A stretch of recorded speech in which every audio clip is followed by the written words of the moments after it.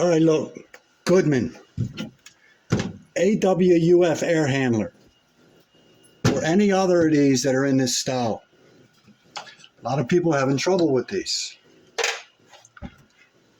Bad design. Can't operate the unit. Can't with the door off. This, lucky if you don't electrocute yourself trying to put that in there. All things aside from that,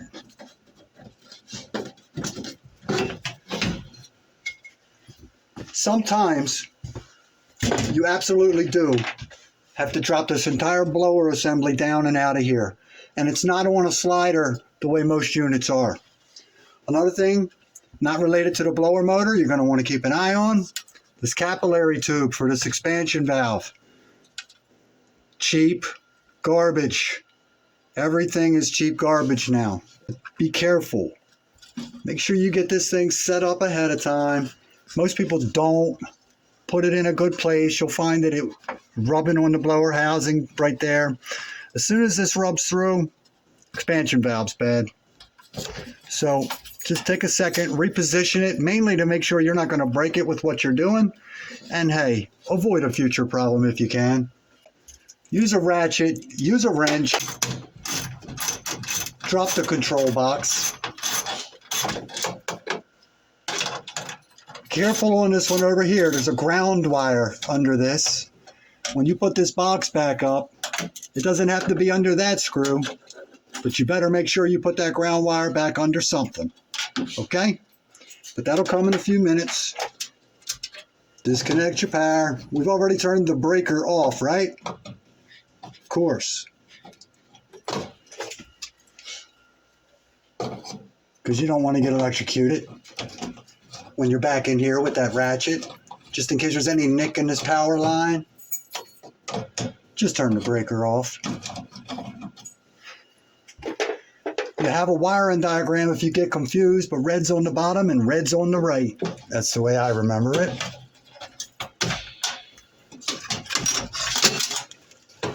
Control box is out of the way. Disconnect the speed taps and the power. Okay. If you're already doing it this way, kudos to you. At this point, I like to climb up a little bit. A lot of piping underneath of here. Don't you break one of them water lines. Now, you're going to have had done this before, but basically, if you can do this thing, it takes you a second because you can't see it, but you shouldn't need to see it. Back that set screw out of there, okay? Nut driver, socket. Little tip, start supporting it. Don't just let it drop down in there. If you do 6 or 7 of these, you might have 1 or 2 that you do actually need to drop this blower housing out of here for. But if you can do 3 or 4 or 5 of them, the way I'm hoping that this one will go,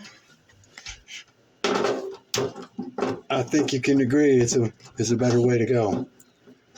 I don't mind taking a long way once or twice, if we have to. But why do it if you don't have to? Now here's where you're hoping everything goes good. Wow. It's out. Pretty typical down here. You'll notice a height difference. You always got to keep that in mind. Sometimes it doesn't matter, but on this one it does. Because if you stick the motor in too far, it's going to rub on the wheel. And if you leave it out too far, it's going to hit the control cabinet. You're not going to be able to put the door back on the way you want.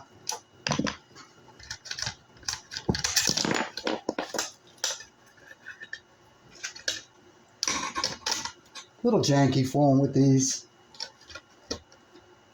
but it's better than a belly band. The belly band is easier to change, but they crack.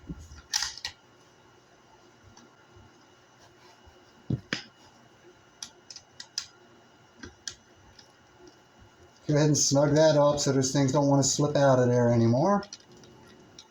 Not so tight that you can't move the whole thing, just so that it's, see this one here? He was hiding down in there.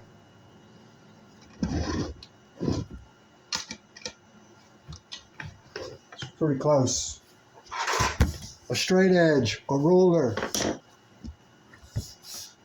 anything. Go ahead and snug it up, but not super tight. Just enough so that the feet stop wiggling. And now let's check it. Right there. You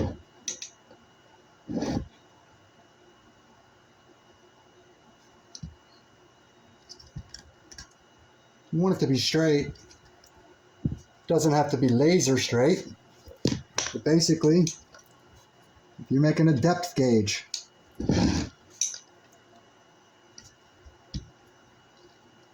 Okay?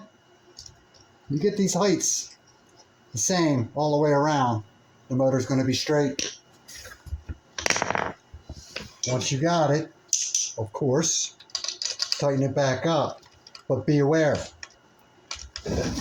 you can over tighten this band.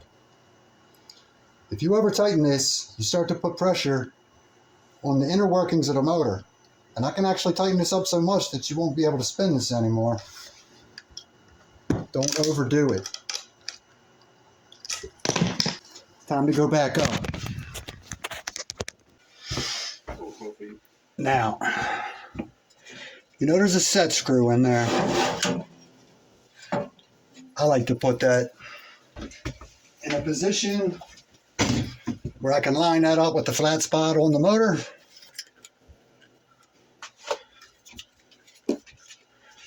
And we're not out of the woods yet. Go ahead and pick it up close to where it goes. If you get past here, you're home.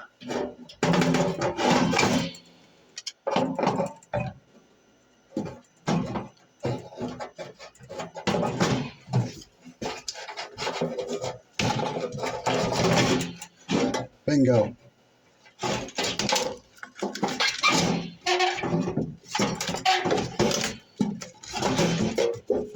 I like to have them wires down here.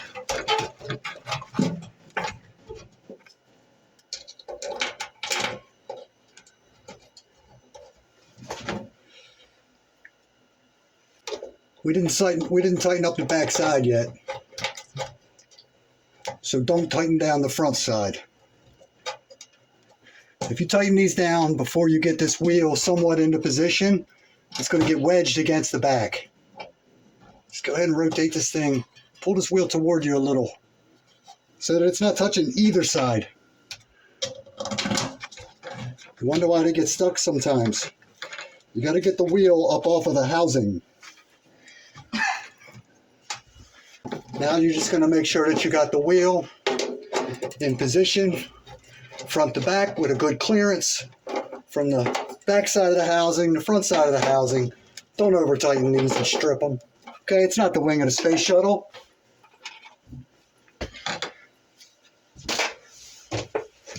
Trying to get up here again so you can get your whole arm in there. First thing we're going to do is make sure we got the wheel in a good spot front to back. You should feel it with your fingers. Get that set screw. You know for sure it's on that flat spot. And now you got to use that, okay?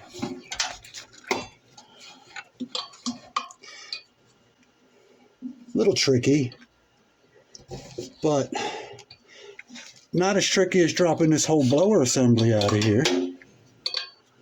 I mean, if I got 10 minutes on this, it might be 15. The job's basically done. I'm just making sure the set screw is tight back there. And she is. All right, give me my wrench back. Let go of the wrench. Now, we're just plugging this back up. Make sure the power side gets back on the power side.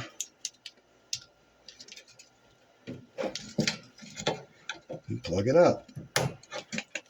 Put the speed taps back on the side with the speed taps. This is an aftermarket motor. Make sure you've done your proper rotation selection and voltage selection. And now the weird part, okay? What a pain. That's the worst part, is getting these 4 screws back in. All right. Yep. Easier if I get up there and actually look at it. So you're going to have to use your imagination, okay? Okay. This is where these aftermarket motors want you to use a Bluetooth app or program it of some kind. This particular motor right here comes with a harness. You're going to plug that harness on. Okay? You're going to take the 24 volts off of the transformer. Take off the blue, and yeah, you need to remember which side is which. Take off the blue, take off the red, tuck them down here out of the way. When we actually do it, the box is going to be up. It's going to be wired. Let red and blue hang down here. Nothing's on them, okay? And you're going to take the other end of that programming cable and plug it onto the transformer. Put the door back on. Turn the power on. It's going to run through about a 60-second startup procedure. It's going to shut off. Take the power off, take the door off, take the power off, pull your jumper, your programming jumper back off. Put the 24 volts back on where it belongs. There, there, okay? Put the cover back on, put the power back on, and the job's done. All right? You can read the instructions for your various motors, but getting that motor in and out of here is the part that, whoa, everybody's having a hard time with. I think that part took like 10 minutes. So now you know how to do it. Okay? Talk to you later.